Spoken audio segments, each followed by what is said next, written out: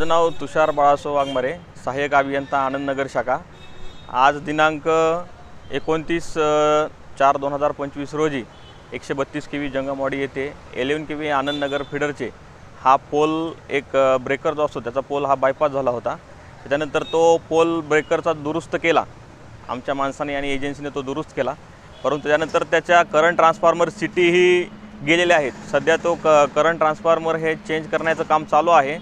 जवळपास आता 1 ते 1.5 तासामध्ये हे काम कंप्लीट होऊन जाईल आणि नागरिकांना लवकरात लवकर सप्लाय चालू करून देण्यात येईल। तसेच उद्या दिनांक 30/4/2025 रोजी सुद्धा आपल्याला 2 ते 2.5 तास उद्या सप्लाय बंद करावा लागणार आहे, कारण जे आपले फीडर ओव्हरलोड झालेले आहेत त्याचा आपल्याला लोडही डायव्हर्ट करायचा आहे।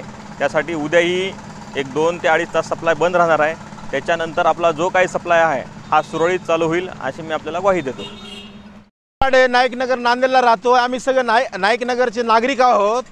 दुपारच्या 11 वाजल्यापासून आमच्या इथं वीज पुरवठा खंडित करण्यात आलेला आहे। तर आम्ही इथं महावितरणच्या ऑफिसला आलो असता उडवाउडवीचे उत्तर देणं चालू आहे आणि यांचा भोंगळ कारभार चालू आहे महावितरण कार्यालयाचा। महावितरणच्या कार्यालयामध्ये दररोज अर्ध्या तासाला एका तासाला दररोज लाईट जाते। त्याच्यामुळं नागरिक त्रस्त आहेत, आम्ही नागरिक त्रस्त होऊन इथं आम्हाला इथं यावं लागलेलं आहे। आणि महत्त्वाची गोष्ट अशी आहे की संपूर्ण नांदेड उत्तरचा हा भाग एकाच केवीवर 132 केवीवर दिलेला असल्यामुळे नांदेडच्या विजेवर मोठा एकदम आघात होत आहे आणि त्याच्यामुळे हे मोठे ब्लास्ट होत आहेत आणि जळून जात आहेत। त्याच्यामुळे नागरिक हैराण झालेले आहेत, त्यामुळे त्रस्त झालेले आहेत।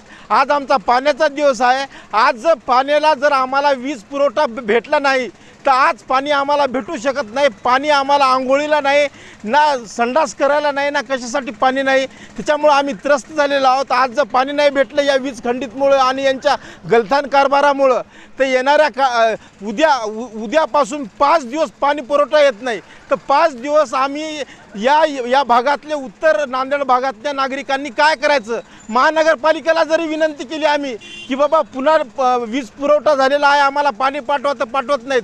या नागरिकांच्या ज्या मूलभूत सुविधा आहेत या मूलभूत सुविधा सोडवण्यामध्ये हे जे इथले प्रशासन आहे हे असफल राहिलेलं आहे।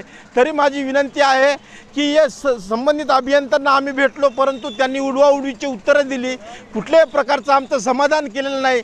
त्यामुळं नाईकनगरच नसून पूर्ण उत्तर नांदेडची जनता ही त्रस्त आहे।